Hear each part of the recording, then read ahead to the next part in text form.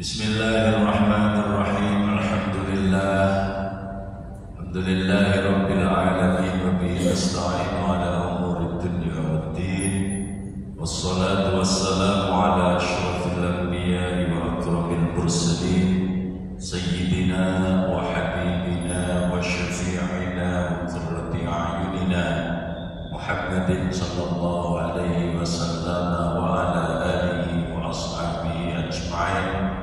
Wa subhanaka la ilma lana illa ma 'allamtana innaka antal alimul hakim wa tub 'alaina innaka antat tawwabur rahim wa la hawla wa la quwwata illa billahil aliyyil 'azim. Amma ba'd.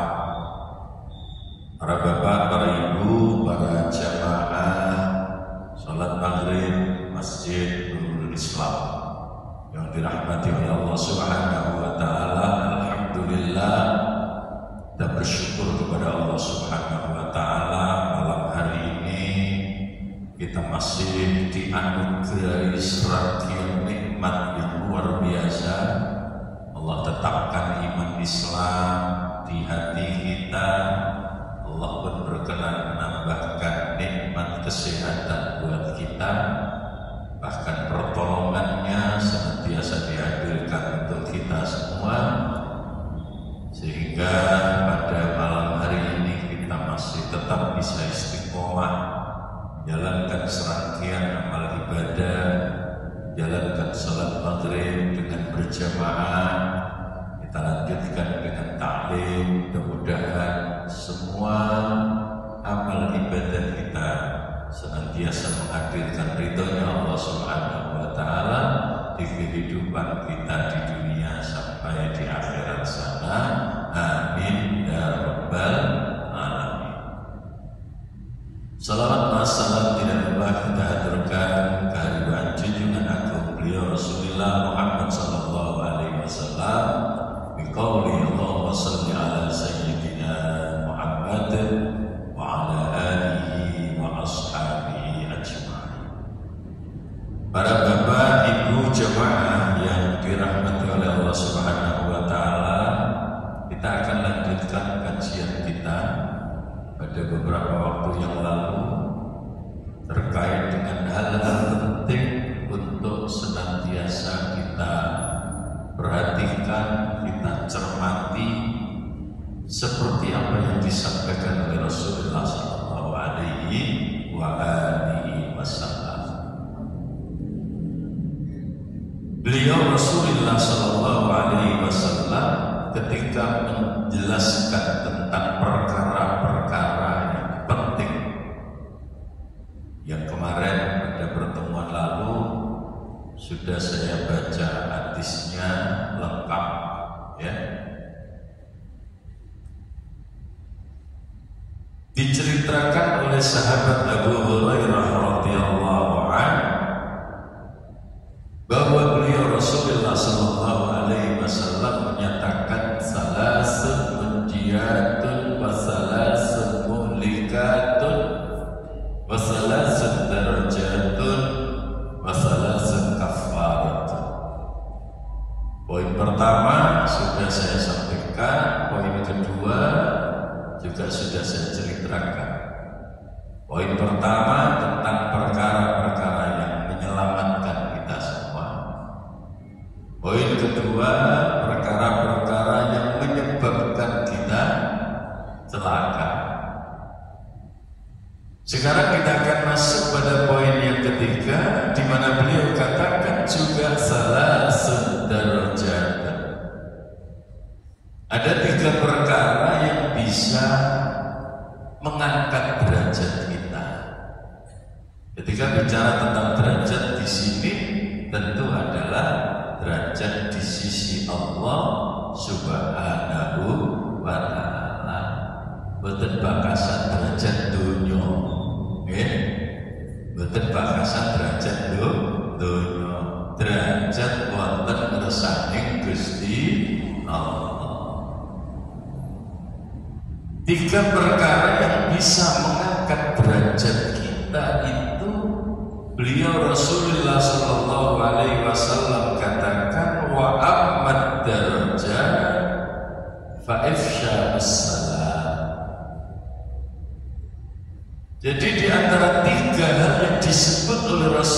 Rasulullah yang bisa mengangkat derajat kita semua di hadapan Allah Subhanahu wa Ta'ala. Kalau diibaratkan tangga yang perlu untuk kita lewati menuju derajat yang tinggi di sisi Allah Subhanahu wa Ta'ala. Gampang sebenarnya. Apa itu? Pertama beliau katakan fa'ifsya'us salam, sebarkan salam. Sebarkan salam. Gampang ya? Gampang. Tapi tentu yang dikehendaki bukan sekedar lisan kita. Ya. Kita ketemu teman kita ulun salam, assalamualaikum. Baik. Kita ketemu tetangga kita ulun salam, assalamualaikum. Bagus. Kita ketemu siapapun sesama orang-orang yang beriman kepada Allah Subhanahu wa Ta'ala, kita ucapkan assalamualaikum. Oke.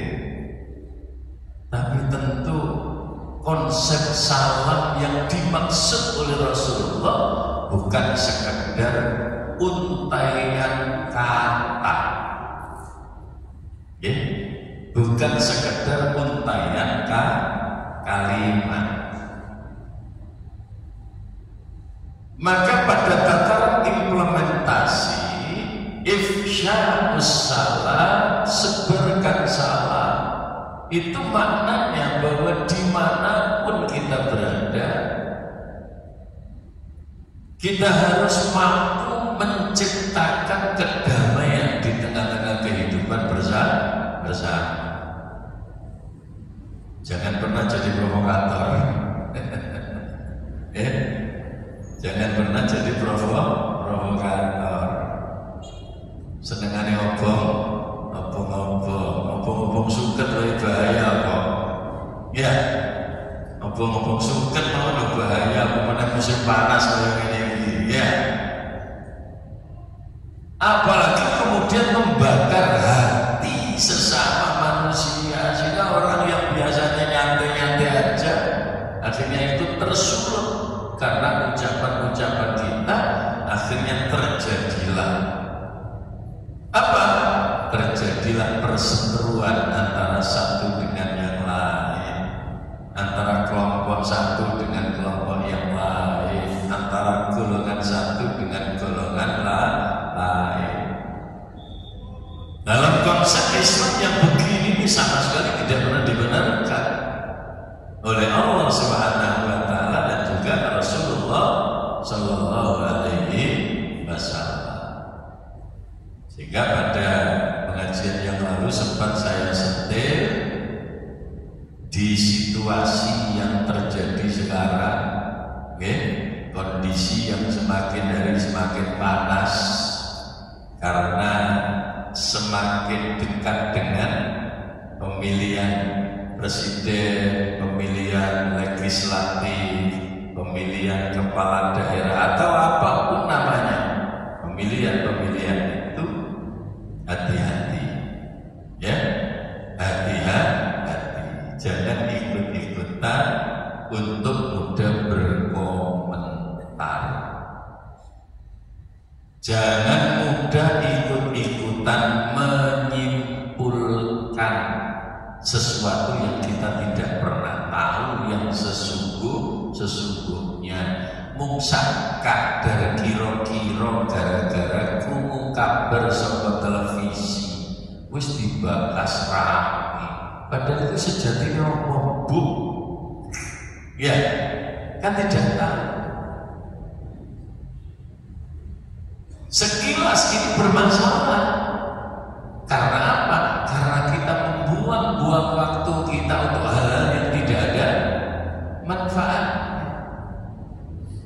Lebih jauh lagi kalau yang kita ucapkan, yang kita tuturkan, yang kita sampaikan itu lalu kemudian ternyata berbau fitnah, gitu, berbau caci makian kepada orang lain. Alangkah ruginya kita karena kita akan menanggung dosa di hadapan Allah Subhanahu wa Ta'ala.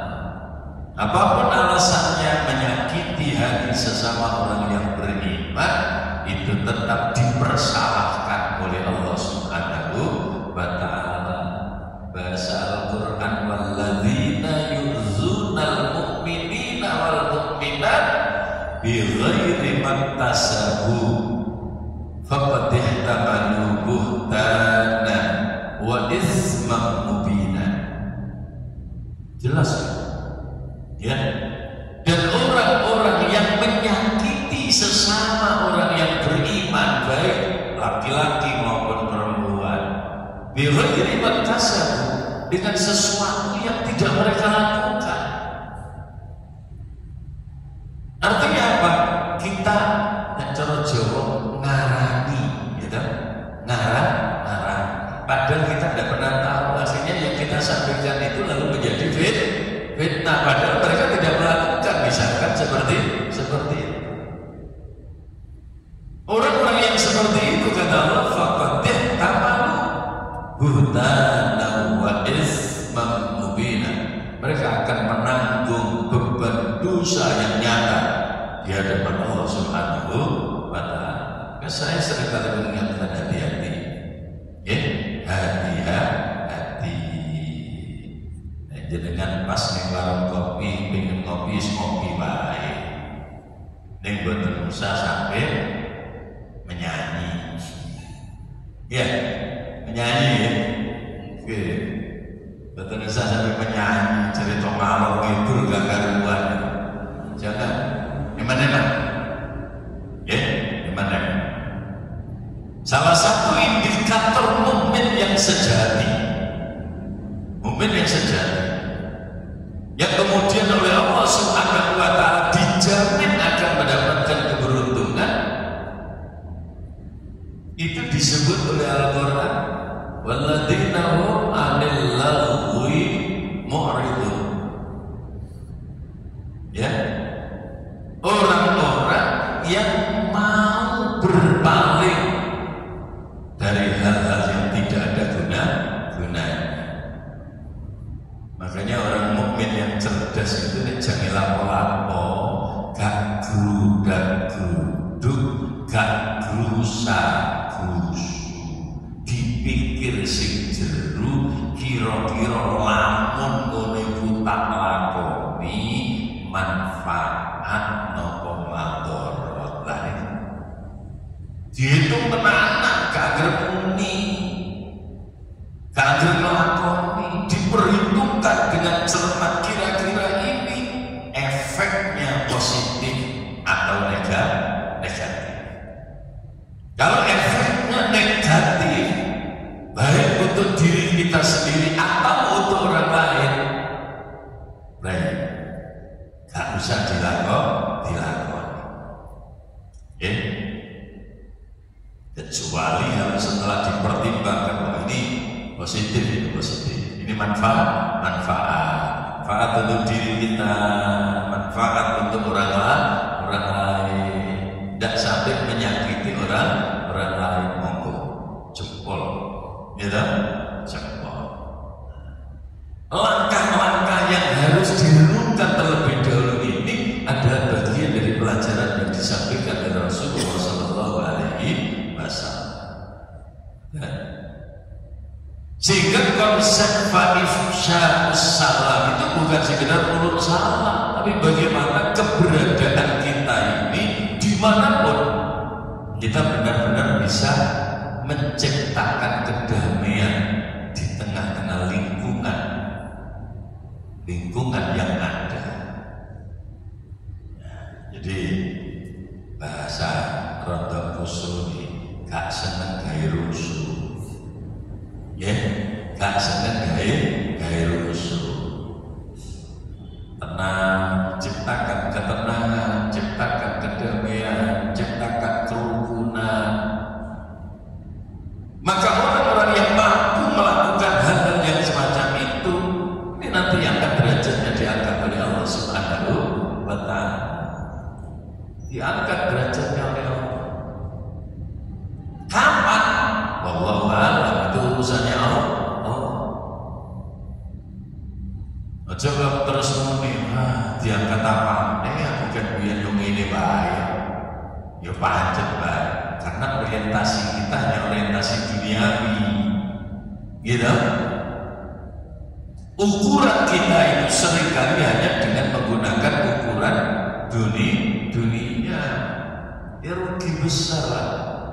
Ya, saya seringkali bilang kehidupan dunia itu ya hanya permainan saja, ya hanya permainan saja. Ini yang pertama. Kemudian apa lagi? Yang kedua, wa it'amut ta'am. Senang ngekek. Ya, suka memberi makan buat mereka yang kelaparan, ya, memberi pakaian buat mereka yang tidak berpakaian, ya. Orang-orang yang suka memberi itu derajatnya pasti diangkat oleh Allah Subhanahu wa Ta'ala, pasti diangkat. Ya. Kenapa? Karena Rasulullah sendiri bilang orang yang suka memberi itu berarti tangannya di atas. Al-yadul ulya khairun minal yadis sufla. Tangan yang di atas itu lebih mulia, lebih baik daripada tangan yang di bawah. Biasanya kayak ini tuh tangannya mundur sama nih sana. Mundur. Nek nerimo itu berarti tangannya ning isor, gitu. Tapi aja terus dikiaskan dengan orang yang ngasih rokok. Nek kayak rokok malah tangannya ning isor. Rokok mas, gede. Ya, jangan dikiaskan itu. Ya. Artinya apa? Secara umum orang yang memberi itu tangannya di atas, yang menerima tangannya di bawah. Maka istilah itu digunakan oleh Rasulullah, al-yadul ulya khairun minal yadis sufla. Tangan yang di atas lebih baik, lebih utama daripada tangan yang di bawah. Sayangnya kebanyakan orang itu merasa lebih senang kalau diberi. Bener? Namanya dikai senang apa bener? Senang pun dikai karena dikai. Jujur, senang pun Ibu, senang pun jenengan dikai napa makai?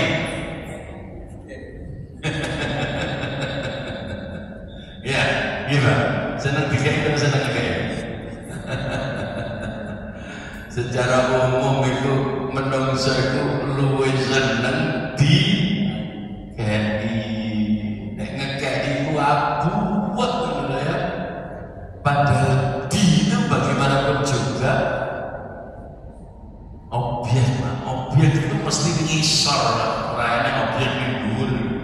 Gitu. Tapi kalau itu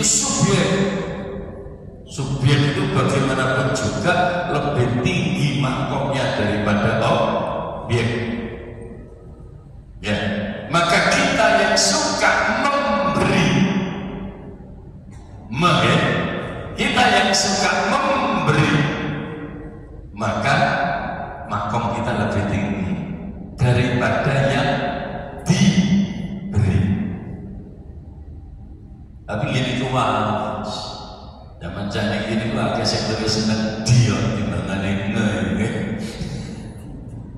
Nggih. Ya Allah, nek ditariki urunan buat karo tidak bari jange dunduman BLT. Ya Allah. Ya. Lu mental yang seperti ini harus kita rubah. Siapa yang merubah? Ya kita sendirilah yang berusaha untuk merubah sambil terus-menerus minta pertolongan kepada Allah, karena yang membolak-balik hati bagaimanapun juga tetaplah Allah Subhanahu wa Ta'ala. Tapi kita harus berusaha. mental memberi itu harus kita bangun. Harus kita bangun. Mental diberi itu sebisa mungkin dihindari. Ya, walaupun diberi itu juga tidak terlalu bermasalah. Yang sering bermasalah itu kalau minta, ya, jalur itu yang masalah. Tapi nanti kayak janjinya tidak terlalu bermasalah. Tapi senajan diberi itu tidak terlalu bermasalah, tetap cara derajat luwih menang sing memberi daripada yang diberi. Maka benar kata Rasulullah, kalau mau derajat meningkat, kalau mau derajatnya tinggi, it'amut ta'am, seneng ngekei, ojo seneng dikei. Ya, ini dia sing batal ya. Ya kalau jadi kepingin kayak lah, semua kayak ngomong. Ya, balik lagi sebenarnya itu ke mental. Rumongso gak duwe lagi repot. Ya, rumongso gak duwe kan repot. Bagaimana kita membangun mentalitas diri kita ini berada dalam posisi di mana kita merasa apa? Merasa cukup dengan apa yang Allah berikan kepada kita. Jangan pernah merasa kurang dengan apa yang Allah berikan kepada kita. Dan jangan selalu merasa cukup. Insya Allah dicukupi tenanan oleh Gusti Allah. Tapi nek kita niki rumangsa kurang, kuwatir dikurangi tenan karo Gusti Allah. Gitu. Maka jangan pernah merasa kurang dengan apa yang diberikan oleh Allah kepada kita. Berusaha membangun mental dalam diri kita ini untuk tetap merasa cukup dengan apapun yang Allah berikan kepada kita. Kalau jenengan sudah bisa begitu, jempol tenan, insya Allah. Itulah hakikat syukur yang sesungguhnya, karena kita selalu menerima dengan ridho terhadap setiap apa yang Allah berikan kepada kita. Kemudian yang ketiga kata Rasulullah Sallallahu Alaihi Wasallam, wassalatu bil-lail wan-nasu niyam. Kalau ingin derajat kita meningkat, usume wong dodo tangi sholat. Usume wong dodo do mara jenengan tangi terus sholat malam. Ya, aja nek nuruti turu ya ora enak turu ki turu. Ya, coba kita latih seperti itu. Karena apa? Karena bagaimanapun juga dengan tegas Al-Quran menyatakan orang yang mau bangun malam hari untuk tahajud itu akan mendapatkan posisi yang terpuji di hadapan Allah. Wa minal laili fatahajjad bi nafilatan lak asa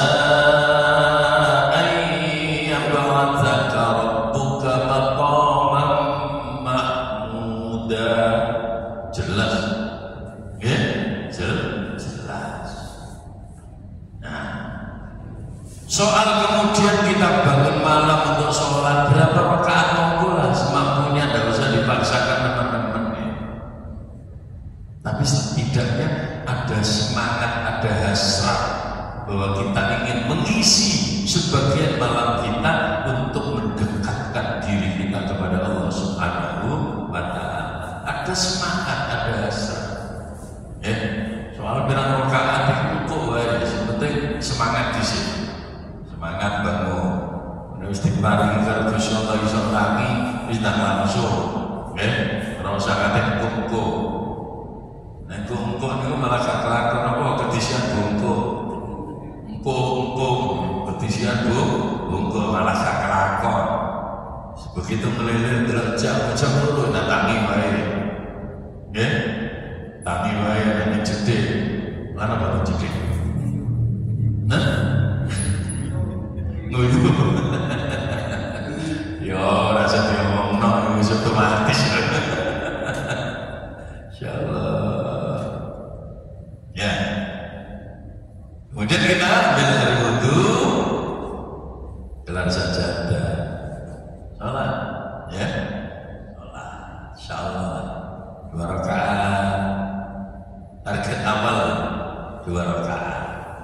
Kalau zaman sudah bisa menikmati sholat yang 2 rakaat, pasti kepingin sholat lagi, gitu. Merasa nikmat, pingin sholat lagi. Tak sampai berapa, ya sudah. Ya, mau sampai berapa rakaat monggo, tidak ada masalah, tidak ada masalah. Cuman kalau jenengan sholat 2 rakaat, 2 rakaat, 2 rakaat, sampai berapa? Itu kalau diniatkan tahajud, itu maksimalnya 12. Nek diniatkan tahajud. Jadi jenengan sholat malam kemudian usolli sunnatan tahajjudi raka'ataini lillahi ta'ala 2 rakaat. Setelah selesai salam bangkit lagi usolli sunnatan tahajjudi raka'ataini lillahi ta'ala. Setelah 2 rakaat salam bangkit lagi. Itu kalau niat tahajud itu maksimalnya 12 rakaat, berarti 6 kali. 6 kali. Tapi kalau jenengan pokok sholat, maka mau sampai berapa pun tidak masalah. Mau sampai 100 rakaat kayak, mau sampai 200 rakaat kayak, mau mau sampai 1000 rakaat kayak, tidak masalah. Nah terus niatnya apa? Ya semoga usolli sunatan raka'ataini lillahi ta'ala. Niat ingsun sholat sunat 2 rakaat karena Allah Ta'ala. Ya sudah 2 rakaat. Itu kalau berulang-ulang sampai ternyata jenengan bisa sholat sampai 100 rakaat, nggak apa-apa. Ya, nggak apa-apa. Jadi sholatnya memang sholat 2 rakaat. Sholli sunatan raka'ataini. Kalau dalam bahasa fikih ku jenenge sholat apa to? Wong sholat ora enek jenenge. Ku jenenge sholat sunah mutlak. Walaupun sholat sunah mutlak kalau kita lakukan di tengah malam hari setelah kita tidur, tetap namanya tahajud. Tapi tidak diniatkan dengan usolli sunnatan tahajud, sehingga kita boleh kemudian sholatnya sampai berapapun yang kita inginkan. Makanya tadi saya contohkan yang paling nikmat itu sebenarnya sholat diniati 2 rakaat saja. Dalam merasa nikmat, bangun lagi 2 rakaat lagi, salam. Terasa nikmat, bangun lagi, sholat lagi 2 rakaat, salam. Terasa nikmat, bangun lagi sampai berapa puluh kali, tidak masalah. Tidak masalah. Itu tadi ya. Niatnya sholat sunat 2 rakaat. Sholat sunatan raka'ataini lillahi ta'ala. Maka kalau kita sholat malam itu kita istiqomahkan, derajat kita akan dinaikkan oleh Allah Subhanahu wa ta'ala. Tapi tetap saya memberi catatan ya. Jenengan ingat-ingat, tetap saya kasih catatan. Apa catatannya? Jenengan sholat malam sangat bagus sekali. Tapi jangan sampai gara-gara sholat malam terus subuh ora. Ya, jenengan sholat malam itu bagus, sangat bagus sekali. Tapi jangan sampai gara-gara sholat malam lalu subuhnya tidak sholat, itu masalah itu. Ya, lu apa terjadi seperti itu? Terjadi, iya kan? Ya karena tidak ngerti aja kan? Ya, sana tasbih berangkat itu bagus. Yang bilang jelek siapa? Bagus. Tapi ternyata habis sholat tasbih pulang tidur tangi jam 6. Nah ini yang kemudian jadi kacau. Ini jadi wong Jawa ku jenenge buru cengkelangan le. Cara kula nggih mboten ngoten. Soale napa kula mboten ngerti ujug karo deleng kaya berupane ngerti ya. Mulane itu sak ganti wae. Iku jenenge buru upa kelangan sego sak majing jere. Jelas ta lho. Sing diburu napa upa situ. Tapi kelangan sego sak majing jere lah ya rugi to regane upa. Juga bahasa sekarang kan lebih mudah diterima itu karena orang paham. Tapi jenengan takut arek saya iki sing tasih SMP SMA takoni guru cengkelakan delek apa cok ora ero. Ucap iku apa? Bun. Delek apa ya bun padha ae. Nah, wis kula sering kali guyane kanca-kanca ganti wae guru apa kelangan sego sak majing jere rugi besar. Rugi besar. Tapi sekali lagi saya katakan salat malam itu tetap bagus dan sangat bagus, tapi jangan sampai mengorbankan yang wajib. Bagi kita yang memang betul-betul paham, yo cara bahasa gampangnya siti-siti duwe ilmu, insya Allah boten bakal kaya ngoten. Udah pasti sholat malam subuhnya juga akan lebih kita utamakan.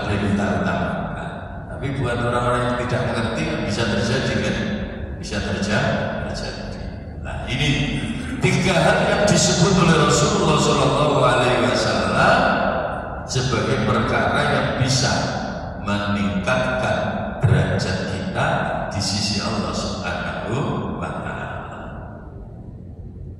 Kemudian beliau lanjutkan wa ammal kaffarat, ya, wa ammal kaffarat, adapun perkara yang bisa menjadi tebusan.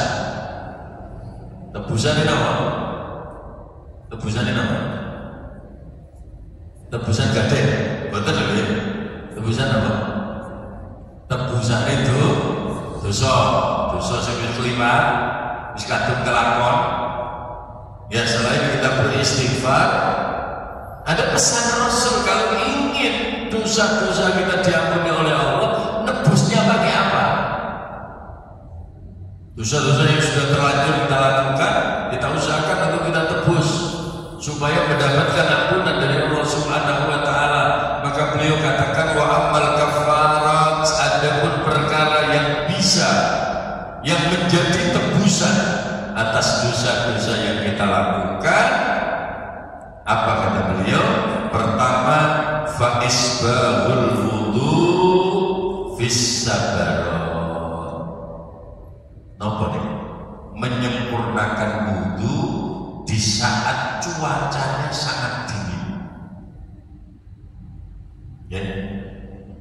Kalau sekarang kan cuaca panas, walaupun dengan malam hari biar dulu apa dulu, biar berat terus orang bakal kademen. Musimnya memang musim panas. Tapi ketika musimnya musim hujan, berdede, jam luru tangi terus langsung mau nadus terus wudu, kira-kira apa? Jemuk banyu kiri-kiri terus aja. Mulai kadem. Tapi ketika tantangan itu kita jawab, ya, tantangan itu kita jawab, aduh mau koyo apa, aku tetap wudu tak sempurna nih wudu. Wudunya disempurnakan, tidak hanya sekedar memenuhi rukun-rukun wudu, tapi berusaha juga melaksanakan sunnah-sunnah di dalam wudunya disempurnakan. Setiap bagian anggota wudu kita basuh 3 kali. Kalau yang bagian tubuh harus diusap, kita usap 3 kali. Syukur-syukur aja dengan apa dungane basuh wajah, sambil membasuh kita membaca doa yang membasuh wajah. Ketika membasuh kedua tangan, kita basuh kedua tangan kita sambil membaca doa membasuh kedua tangan. Ketika kita mengusap kepala, kita usap kepala kita sambil membaca doa yang mengusap kepala. Ya. Saat kita mengusap telinga kita, walaupun itu sunnah, kita sempurnakan usapnya, lalu kita baca doa untuk mengusap kepala.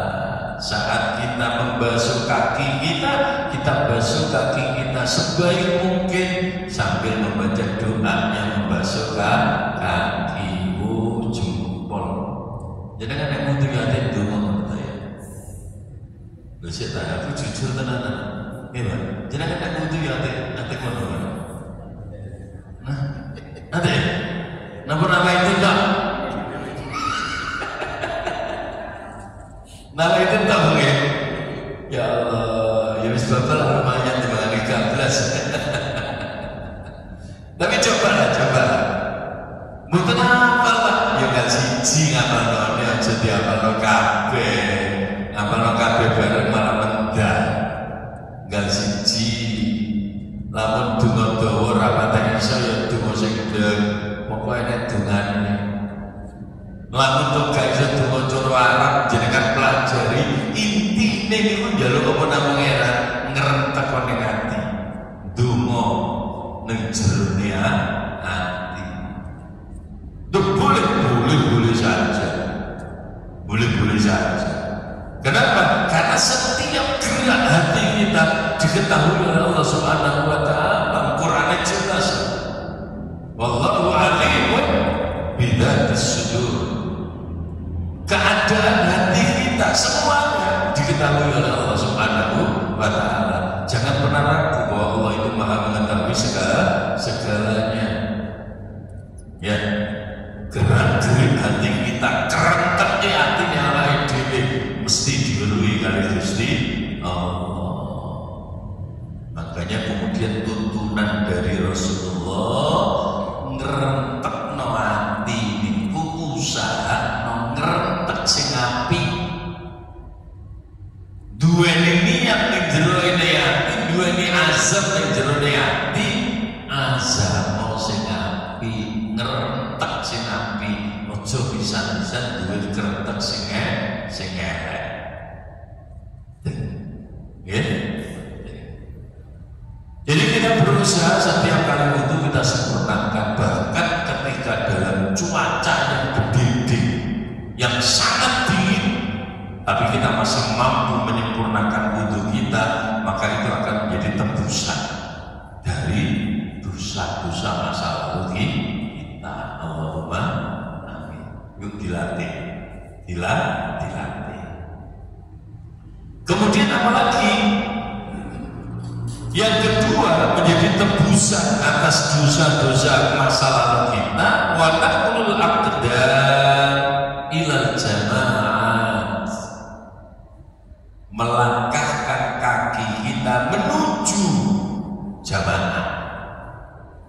Maka panjenengan ini alhamdulillah punya tabungan, mudah-mudahan diterima oleh Allah Subhanahu wa taala. Gitu?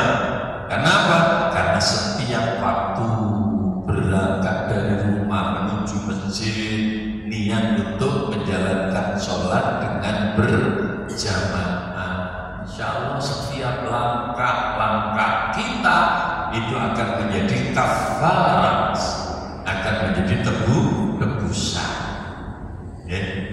Setiap langkah kita ketika kita berjalan menuju masjid dengan niat mengikuti jamaah sholat fardu, maka itu akan menjadi tebusan. Tentu yang dimaksud jamaah ini adalah jamaah fardu, jamaah sholat fardu.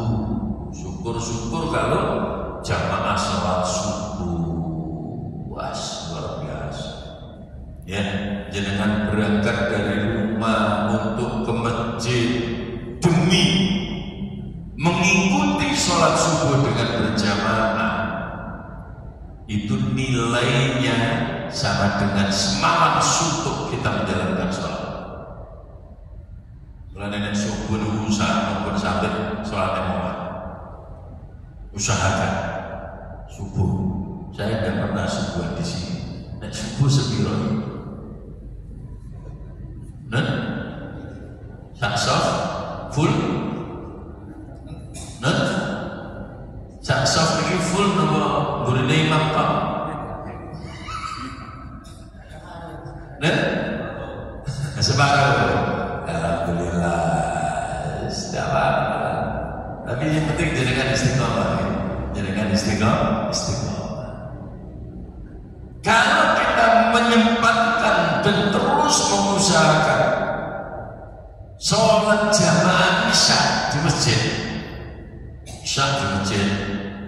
jenengan sholat jamaah isya di masjid itu nilainya setara dengan sholat separuh malam. Ya, kenapa? Karena di antara sholat jamaah yang paling berat itu ya nomor satu jamaah subuh. Ya, nomor satu jamaah subuh. Yang kedua jamaah isya. Jamaah isya itu termasuk berat. Kenapa? Arab tunggu wis rada pantes soalé wis bar maghrib lah tenan. Turu ya wis rada pantes soalé bar maghrib. Nah jamaah maghrib rame niku mboten gumun blas. Apa maghrib gak pantesan, gawe lunga ya gak pantes. Sampe kerungan maghrib terus budal lunga nang Surabaya mesti dirasani tangga. Maghrib kok budal keluyuran mesti ngono. Ra pantes. Tapi nek isya jenengan budal lunga tanggane ra ana rasane. Sebab dianggap sudah pantas. Ya, jenengan maghrib turu ya mesti dibahas lah. Maghrib kok melungker. Gitu. Tapi dari satu gak patah membahas. Ya, makanya kalau maghrib jamaahnya ramai itu biasa. Karena serba gak pantas. Nah, kita usahakan jamaah sholat 5 waktu di masjid karena itu akan menjadi tebusan dari dosa-dosa kita di masa lalu. Kemudian yang ketiga, wantidharus shalah ba'das shalah. Wantidharus shalah ba'das shalah. Selalu menunggu sholat setelah sholat. Maksudnya apa? Hatinya selalu terkait dengan hasrat untuk melaksanakan ibadah sholat. Jadi bersolat itu hati ini sih tetap nyambung kalau sholat. Artinya apa?